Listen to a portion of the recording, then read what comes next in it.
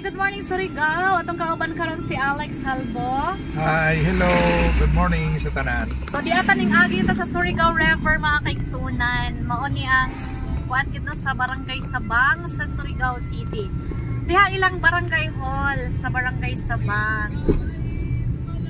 So sa mga dili suhito gusto mo tan-aw kung ato dapit na area katong sikat karon sa Surigao kining tribal community sa Barangay Sabang. Ato ning istriton karon ang dalan mga kaigsunan.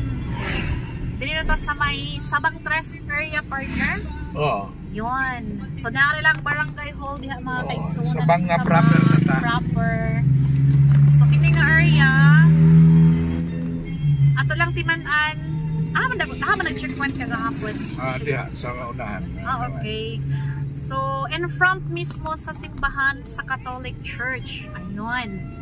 Diba? So, atong i-kuan partner ipakita ilang simbahan. Antod ko man, dyan paghihapon na nato mga kapulisan. Yun, nagbantay paghihapon. So, mga nilang simbahan guys, ayun, sa Catholic Church. Diha ang mga pulis kagapon naka-standby paghihapon. Antod ko man, dyan paghihapon. Antod na ang paghihapon. So, there na area, kung makutana ka mo, after sa Catholic Church, kini nga area, atong i-highlight partner. Yun, mauna siya ang tribal community. So nadiha ang mga membro sa ilang tribal. Yan. So naa sila ng area no, naa sila kilid sa dagat. Okay, padayon kita mga kaigsunan, going kita sa Barangay Punta Villar. Mag-claim kami sa mong gi-order nga Tajum. Tajum. Barangay Sabang, Surigao City. Pero ini din na area, ilang ini taga-claim? Sa una. Pero ilang nakuha naman to sa gobyerno, no? Gipa-kuha na sa tag-iya mismo sa lupa. Patambakan na. Kay mangangkot man lagi ng mga lupa lagi. Hamok sa bilang mga membro na na-recruit partner, particular sa mga kalusuran.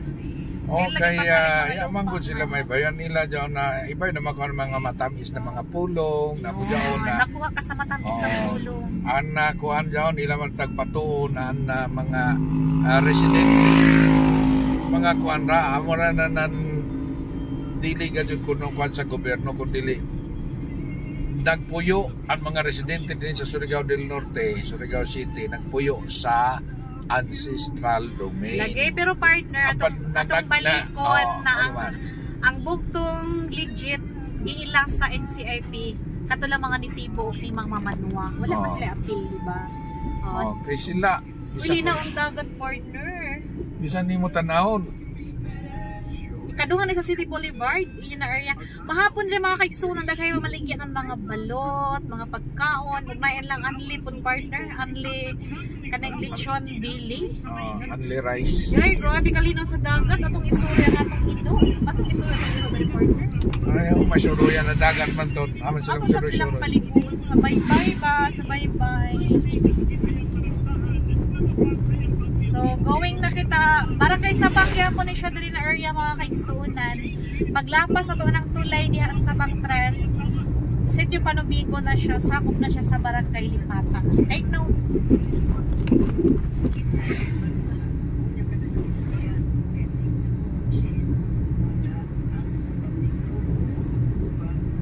Diri mahapon, daghang gyapon diri mag-display ng mga isda, di ba? So, we are approaching to Sabang Tres sa ilang bridge. Last party na siya Panubiko na dadyo.